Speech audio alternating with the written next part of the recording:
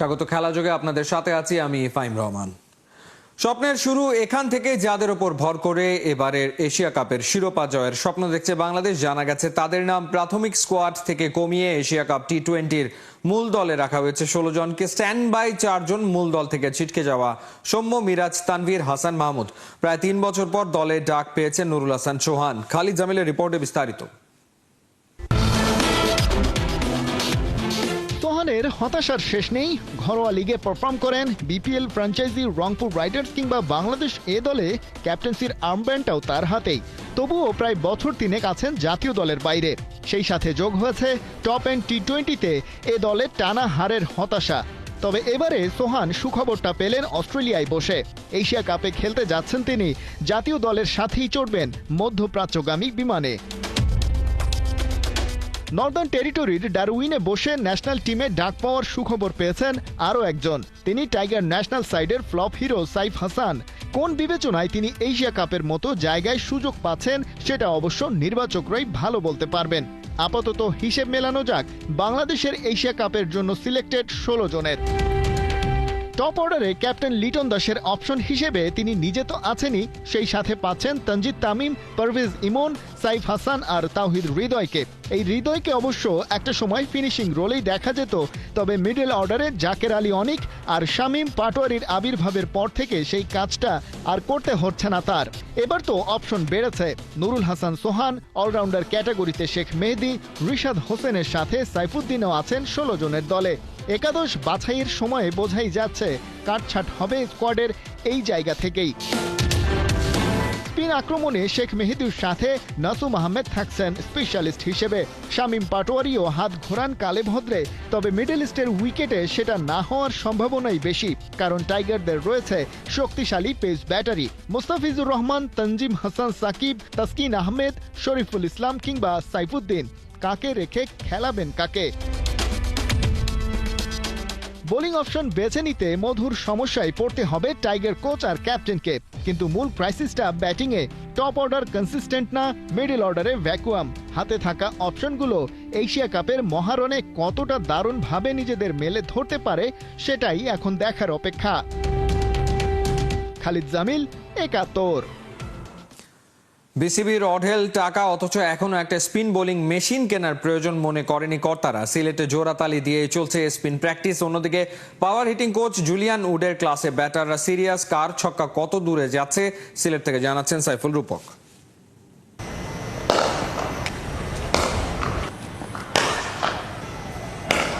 Julian উডের কথা একটাই, মারো প্রতি ওভারে 1 ছক্কা। 20 ওভারের খেলায় 20 ছক্কা এলেই তো ওভার বাউন্ডারিতে হয়ে যায় 120 রান। সপ্তাহখানেক ইনডোরে পাওয়ার হিটিংয়ের নানা তরিকা দেখিয়েছেন। প্রো ভেলোসিটি ব্যাট দিয়ে শ্যাডো করে কৌশল কতটা আয়ত্তে আসলো তার পরীক্ষাই চলল সিলেটের সেন্টার উইকেটে ধুমধারাক্কা ব্যাটিং প্র্যাকটিসে। ব্যাটিং অর্ডারের 4 আর 5 নম্বর হৃদয় আর শেখ মেহেদী জুটি বেঁধে থ্রোয়ারের বিপক্ষে। Stance, backlift, feet movement, position আর ব্যাট সুইং ঠিকঠাক হচ্ছে কিনা সাথে সাথে ওদের বাতলে দিচ্ছেন জুলিয়ান উড। একদিকে হৃদয়, মেহেদী, অন্য পাশে তামিম, ইমন। জোড়া চোখ দিয়ে 4 জনকেই নজরে রেখেছেন ইংলিশম্যান।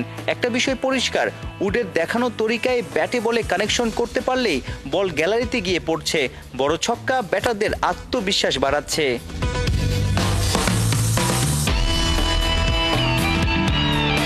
যদিও সিলেটের 2 নম্বর মাঠের এই পরিস্থিতিটা লজ্জায় ফেলারই কথা বাংলাদেশ ক্রিকেট বোর্ডের কর্তাদের। বোর্ডের 1000 কোটি টাকা আছে, অথচ নেই একটা স্পিন বোলিং মেশিন। সে কারণেই 2টা গ্রানাইটের স্ল্যাব বাঁকা করে রেখে চলছে স্পিনের বিপক্ষে প্র্যাকটিস। এই তো সেদিন জাতীয় দলের সবার সঙ্গে শেয়ার অ্যান্ড কেয়ার প্রোগ্রাম করেছেন বিসিবি সভাপতি আমিনুল ইসলাম বুলবুল। প্র্যাকটিসে আধুনিক সব ইকুইপমেন্ট ও সুযোগ সুবিধা রাখার দাবিও করেছেন একাধিক খেলোয়াড়। ক্রিকেট বিশ্বের অনেক দেশেই অনেক আগে থেকেই স্পিন বোলিং মেশিন আছে, অথচ বিসিবির এত টাকা থাকার পরেও স্পিনে ঝানু হতে গ্রানাইটের স্ল্যাব বাঁকা করে জোড়াতালি দিয়েই অনুশীলন করতে হচ্ছে টাইগারদের। মিডল ওভারে যে বাংলাদেশের ব্যাটাররা স্পিনটা খারাপ খেলে আপনিই বলছেন। দেখুন, মেশিন তো মেশিন, ঠিক আছে, মেশিন আর হাত এটার মধ্যে অনেক ডিফিকাল্ট আছে। বাট এটা নিয়ে কথা হয় না, এগুলো আসলে খুব আমার মনে হয় এগুলো খুব ভালো খবর না। এগুলো অলরেডি আমাদের এগুলো নিয়ে কথা হচ্ছে, আমরা খোঁজখবর নিচ্ছি কোথায় কি পাওয়া যাচ্ছে, কীভাবে আগের যে একজন কোচ আসলে বলে গেছে যে তাকে দেয় না, আমি জানি না, কিন্তু বাট আমি যখন বলছি আমাকে তো বলছে যে আমাকে এনে দিবে। তো এটা তো আসলে খুব বড় ফ্যাক্টর না। আমার কাছে মনে হচ্ছে আমি যা যা চাচ্ছি সবই আমি মোটামুটি পাচ্ছি। তো এই নিয়ে আমার খুব বেশি, আমি এই নিয়ে কোনো হতাশ না। কোচ সালাউদ্দিনের এই ইন্টারভিউটা গেল মার্চের, অর্থাৎ 5.5 মাস পেরিয়ে গেলেও এখনো গ্রানাইটের ক্লাবই শান্তদের ভরসা। সামান্য স্পিন বোলিং মেশিন কেনা নিয়ে ক্রিকেট বোর্ডের এত উদাসীনতা? প্রতিপক্ষ দলের ব্যাটাররা আধুনিক সব সুযোগ সুবিধায় নিজেদের তৈরি করেই মাঠে নামবে, হয়তো দ্বিতীয় ছড়াবে। স্পিনের বিপক্ষে শান্তরা ব্যর্থ হলে দায় কি নেবে বোর্ড কর্তারা? সাইফুল রূপক, 71, সিলেট। 3 ফরম্যাটের ক্যাপ্টেন থাকা অবস্থায় কখনোই কোনো ক্রিকেটারকে বাড়তি সুবিধা কিংবা বাড়তি পছন্দের তালিকায় রাখেননি জানালেন সাবেক ক্যাপ্টেন নাজমুল শান্ত। তাকে ঘিরে বন্ধু সাইফুদ্দিনের অভিযোগ ছিল ওই সময় ক্যাপ্টেন তাকে সুযোগ দেননি যথেষ্ট। এবার সেই ইস্যুতে উত্তর দিলেন শান্ত। আরেক বন্ধু মিরাজের সঙ্গে দূরত্ব ইস্যুতেও নিজের ভাবনা পরিষ্কার করেছেন শান্ত। নাইয়ান বিন জসিমের রিপোর্ট। সাইফুদ্দিনের অভিমানের সুর, বন্ধু শান্ত ক্যাপ্টেন থাকা অবস্থায় দেননি পর্যাপ্ত সুযোগ। 2024 সালে প্রায় 20 মাস পর টি-20 দলে ফিরে 4 ম্যাচ খেলেই এই পেস বোলিং অলরাউন্ডার বাদ পড়েছিলেন ঠিক আমেরিকা ওয়েস্ট ইন্ডিজ বিশ্বকাপের আগে, যা হয়তো সাইফুদ্দিন মেনে নিতে পারেননি হতাশার কারণে। লিটন দাস হঠাৎ একদিন আমাকে ফোন করে বললো যে তুই আমার টিমের মেন প্লেয়ার, ওভাবে প্রিপেয়ার নে। এর আগে শান্ত ছিল ক্যাপ্টেন, হয়তোবা ওর কাছ থেকে যদি এরকম সেম মোটিভেশন পাইতাম হয়তোবা আরো ভালো করতে পারতাম, আরো ভালো জায়গায় থাকতে পারতাম। বন্ধুর এমন মন্তব্যে সাবেক ক্যাপ্টেন কি কিছুটা বিব্রত হয়েছিলেন? ওটা ওর ব্যক্তিগত মতামত। আপনি একটু আগে যেটা বলছিলেন যে একটা ক্যাপ্টেন কখনোই প্রত্যেকটা প্লেয়ারের কাছে ভালো হবে না, এটা কোনোদিনই পসিবল না। এটা যদি আমি এক্সপেক্টও করি এটা বোকামি হবে। সো এটা আমি কখনোই কোনোদিনই এক্সপেক্ট করি না। আমি যেদিন ক্রিকেট বোর্ড ক্যাপ্টেন হিসেবে আমাকে দিয়েছেন, ক্যাপ্টেনের দায়িত্বটা দিয়েছেন, সেদিনই আমি ডিসাইড করে ফেলেছি যে এখানে আমি সবার কাছে ভালো হতে পারবো না। সো ওই মুহূর্তে আমার দলে যে প্লেয়ারগুলোকে মনে হয়েছিল যে প্রয়োজন তাকেই নিয়েছি। অ্যাজ এ ক্যাপ্টেন হিসেবে আমি কখনো কোনো প্লেয়ারকে আলাদা চোখে দেখিনি। আমার সবসময় মনে হয়েছে যে দলে যে প্লেয়ারটাকে প্রয়োজন, দলের জন্য যে জিনিসটা বেটার হবে, ওই প্লেয়ারগুলোকেই আমি নেওয়ার চেষ্টা করেছি। এবং শুধু তো এখানে আমি ছিলাম না, পাশাপাশি সিলেক্টররা ছিল, কোচিং স্টাফ ছিল, সবাই মিলে আমরা একটা ডিসিশন নিয়েছি। সো ইটস নট অ্যাবাউট যে কোনো পার্সোনাল কোনো ইয়ে ছিল। অনেক প্লেয়ারই ওই সময় আমার ক্যাপ্টেন্সির সময় সুযোগ পায়নি, বাট কেন পায়নি? জাস্ট বিকজ অফ আমার মনে হয়েছে যে এই প্লেয়ারের জায়গায় আরেকটা প্লেয়ারে নিলে আমার বাংলাদেশ টিম জিততে পারবে। সো আরেকটা ক্যাপ্টেনের আরেক ধরনের থটস থাকতে পারে। শান্ত সাইফুদ্দিন দুজনই এখন সিলেটে কঠিন পরিশ্রমে ব্যস্ত এশিয়া কাপের দলে জায়গা করে নিতে। তার আগেই অবশ্য সাইফুদ্দিন নিজের ভুল বুঝতে পেরে সরি বলেছেন শান্তকে ফোন করে। ক্রিকেটাররাও মানুষ দিন শেষে, তাই বন্ধুত্বের মাঝে এতটুকু মান অভিমান থাকতেই পারে। ফোন করেছিল, ফোন করে আমাকে আবার সরিও বললো। কেন বললো আমি জানি না। আমি যেটা বললাম যে এটা নিয়ে আমি একদমই বদার না, যে যার জায়গা থেকে মতামত দিতে পারে। বাট আমাকে পরবর্তীতে আবার ফোন করে সরি বলেছে। কেন বলেছে আই ডোন্ট নো, বাট আমি এটা বলেছি যে এটা নিয়ে আমি একদমই চিন্তিত না বা বদার না। সাইফুদ্দিনের মতো আন্ডার-19 থেকেই মিরাজ শান্ত মানিক জোড়। শান্তর হাত ঘুরেই ওয়ানডে ক্যাপ্টেন্সি এখন মিরাজের কাছে। অনেকের ধারণা এই পালাবদল দুই বন্ধুর মাঝে সৃষ্টি করতে পারে দূরত্ব। ওই প্রশ্নে স্ট্রেট ড্রাইভ নাজমুল শান্তর। প্রথমত আমি খুবই খুশি হয়েছি, কারণ আন্ডার-19 সে ক্যাপ্টেন্সি করেছে, এজ লেভেল সবগুলোতেই ক্যাপ্টেন্সি করেছে। তো এরকম একটা বাংলাদেশ দলেরও দায়িত্ব পেয়েছে, এটা অ্যাজ এ ফ্রেন্ড হিসেবে, অ্যাজ এ টিমমেট হিসেবে এটা অনেক খুশির ব্যাপার। ও তাকে আমি শুভকামনা জানিয়েছি যখন ও ক্যাপ্টেন হয়েছে, এবং তার সাথে আমার রেগুলারই কথা হয়, রেগুলারই দলটা। অনেকের ধারণা যে দূরত্ব হবে শান্ত মিরাজের, আবারও কি সেই পুরনো ঘটনার পুনরাবৃত্তি হবে কিনা, এরকম একটা শঙ্কা কিন্তু আমরা দেখি সব সময়, বা এই কথাগুলো অলরেডি বিভিন্নভাবে চলে আসছে। মানে আপনার কাছে কি মনে হয়? আপনি যেটা একটু আগে বললেন ধারণা, এটা সবাই ধারণা করছে, বাট আসলে সত্যটা কি বা আসলে ড্রেসিং রুমে কি হচ্ছে এটা কিন্তু কেউ জানে না। সো ধারণাটা না করাই ভালো। কেউ যদি দেখে থাকে, জেনে থাকে, তাহলে আমার মনে হয় বেটার। বাট আমি এতটুকু বলতে পারি যে তার সাথে আমার আগে যে আন্ডারস্ট্যান্ডিং ছিল এখনো সেম আছে। দল নিয়ে সবসময় কথা হচ্ছে, গতকালকেও কথা হলো যে আসলে দলটাকে কিভাবে সামনের দিকে আমরা আগায় নিয়ে যাইতে পারি, কোন কোন জিনিসগুলো আমাদের প্রয়োজন, কি কি ইমপ্রুভমেন্ট দরকার। সো আন্ডারস্ট্যান্ডিং এর দিক থেকে আমার মনে হয় না যে কোনো ধরনের কোনো গ্যাপ আমাদের আছে। নাহিয়ান বিন জসিম, 71। জয়ের থেকে হার বেশি বাংলাদেশ এ দলের। টপ অ্যান্ড টি20 টুর্নামেন্টে বেহাল দশা থেকে মুক্তি পেতে অ্যাডিলেইড স্ট্রাইকার্স একাডেমির বিপক্ষে জয়ের জন্য মাঠে নামবে নুরুল হাসান সোহানের দল। টুর্নামেন্টে বাংলাদেশের বাকি এক ম্যাচ, যদিও সেমিফাইনালে যাওয়ার সুযোগ নেই বললেই চলে, তবু শেষ ম্যাচটা হেরে ফিরতে চায় না সোহানরা। এছাড়াও পয়েন্ট টেবিলে 9 নম্বরে থাকা বাংলাদেশ এ দলের মেলাতে হবে নানান সমীকরণ। মেলবোর্ন স্টার্স একাডেমিকে অস্ট্রেলিয়ান ক্যাপিটাল টেরিটরি হারালে কিছুটা আশা বেঁচে থাকবে বাংলাদেশের জন্য। তুলনামূলক দুর্বল দল অস্ট্রেলিয়ান ক্যাপিটাল টেরিটরির জয়ের সম্ভাবনা কম। অন্যদিকে টুর্নামেন্টে 5 ম্যাচের 3টাতেই হেরেছে বাংলাদেশ এ দল।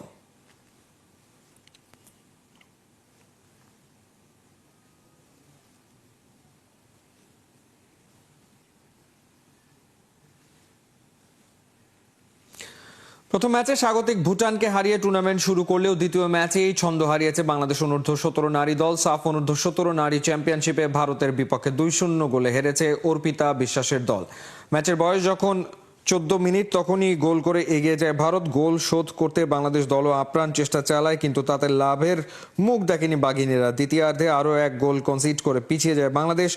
ম্যাচ শেষে কোচ মাহবুবুর রহমান লিটু বলেন, মিডফিল্ড আর ডিফেন্স লাইনে খারাপ খেলার কারণে ম্যাচ হেরেছে বাংলাদেশ। পরের ম্যাচে কামব্যাকের কথাও জানিয়েছেন কোচ। আজকে টোটাল টিমই ভালো খেলেনি আমার চোখে, আর বিশেষ করে মিডফিল্ড এবং ডিফেন্স দুই ইউনিটই প্রপার খেলাটা খেলতে পারেনি। তো কিছু ভুল ত্রুটি তো হয়েছে। তো এই নেক্সট ম্যাচে আমরা এই ভুল ত্রুটিগুলি প্র্যাকটিসে ওদের ভিডিও দেখাবো এবং প্র্যাকটিসে এটা সংশোধন করার চেষ্টা করব। ইনশাল্লাহ নেক্সট ম্যাচ আমরা আবার কামব্যাক করব। নিজের হারানো মুকুট উদ্ধার করলেন ইমরানুর রহমান। ফের বাংলাদেশের দ্রুততম মানব বাংলাদেশ নৌবাহিনীর এই স্প্রিন্টার। শুক্রবার 17তম জাতীয় সামার অ্যাথলেটিক্সে 100 মিটার স্প্রিন্টে সোনা জেতেন ইমরানুর। দৌড় শেষ করতে সময় নেন মাত্র 10.64 সেকেন্ড। 10.86 সেকেন্ডে দৌড় শেষ করে দ্বিতীয় হয়েছেন সেনাবাহিনীর আব্দুল মোতালেব। তৃতীয় স্থান অর্জন করেছেন ইসমাইল। ইনজুরি থেকে ফিরে এমন অর্জনে খুশি ইমরানুর। সামনে বড় লক্ষ্য তার।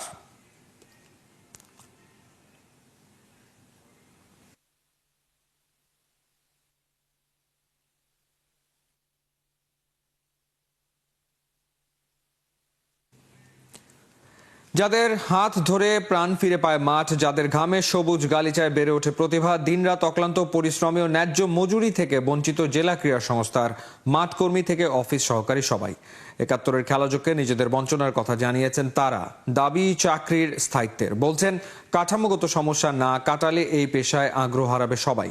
রংপুর বিভাগ ঘুরে এসে জানাচ্ছেন হাসান সজীব।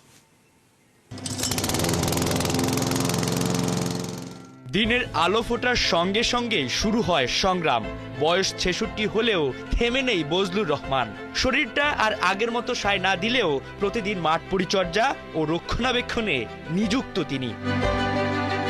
22 বছর ধরে কাজ করছেন ঠাকুরগাঁও জেলা ক্রীড়া সংস্থায়। শুরু করেছিলেন মাত্র 2200 টাকা বেতনে। জীবনের লম্বা সময় পার করে এখন তার বেতন মাত্র 9000 টাকা। 9000 টাকা দিয়ে তেমন কিছু হয়? সর্বনাশ। 20 তারিখ গেলে আমাদের সংসার টানাপড়েন শুরু হয়ে যায়। তারপরে কি করেন? এইটা দোকান বাকি খাই, এখানে বাকি দিয়ে চলি। প্রতি মাসে 1,500-2,000 টাকা দোকানে জের থাকে যায়। হ্যাঁ, সব ধরনের যা খুশি তাই কাজ করে নেয়। কষ্ট তো অবশ্যই হয়, কি করব। এটা পেশা থেকে নেশা করে ফেলছি। ঘাম শ্রমে মাঠের প্রাণ ধরে রাখার কাজ করলেও সংসারের প্রাণ ধরে রাখতে হিমশিম খাচ্ছেন 66 বছর বয়সী এই প্রবীণ। পর্যাপ্ত সুযোগ সুবিধার অভাব, অবহেলায় এই পেশায় আর কাউকে দেখতে চান না তিনি।